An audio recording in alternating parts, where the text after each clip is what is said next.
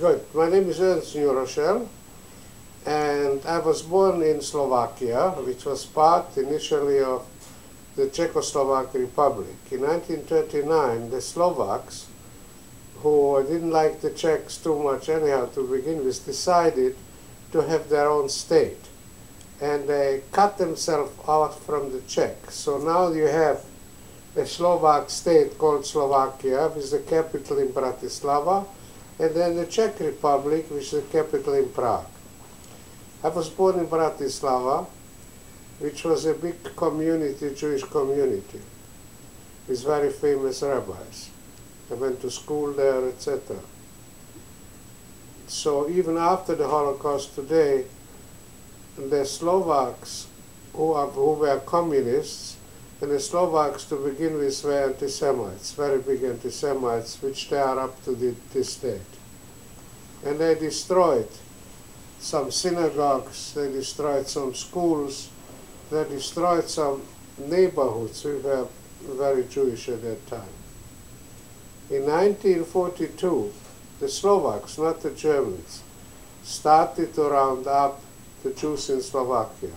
They rounded up 50,000 Jews and deported to them, passed to Auschwitz and part of them to other places, and they practically killed, murdered all of them.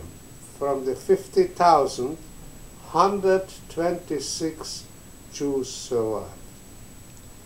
Wow. So that in itself gives you the magnitude. All right. So we were deported in 1942. I think With she my wants you to parents. answer her question. Yeah, I will. Go. You want to sit here and answer that? So then stay in the kitchen and close the door.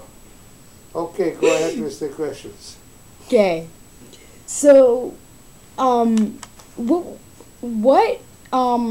you were not in Germany. You were in In Germany, in concentration camps, yeah. In a concentration camp called Oranienburg, which was a very big concentration camp that had 150,000 inmates. Wow. Today it's a museum. You can go and look at it. And we are in Berlin, it's near Berlin. So what was it like to live in a concentration camp? It was very rough. You got up every morning at 5, whether it's cold or hot, you were standing there in the dark and in the cold with your caps off.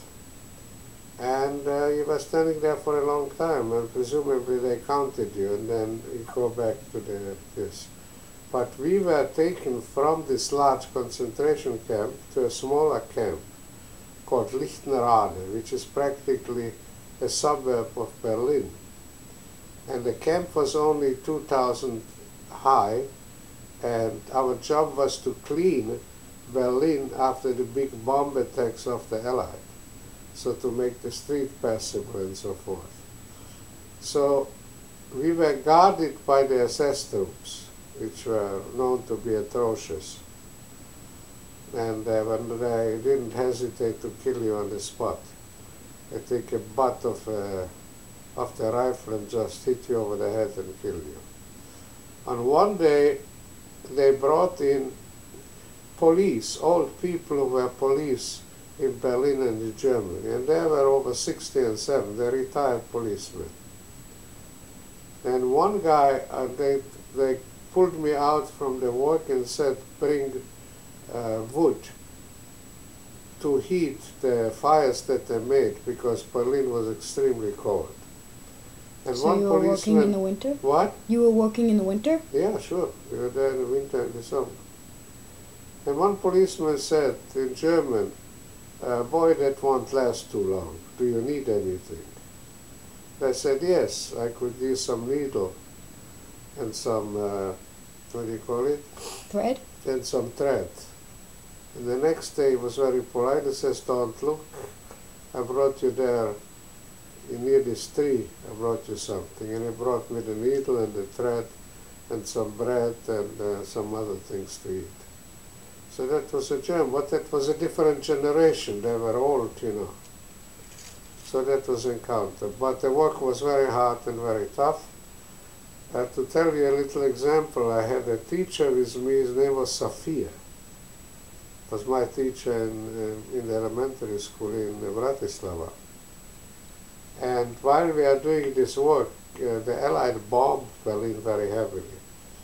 There was a piece of concrete on a very high building that was dangling up and down, and this piece of concrete fell on Sapir and killed him.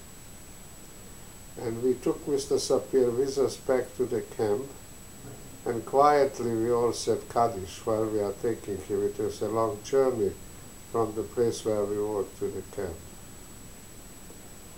But they were very vicious, the SS, to us, and it was a very rough, we all had a very rough time. I was there with my father, and he got pneumonia, and they took him out and brought him back to the big camp, Lichterade, where we started. But thanks God he survived.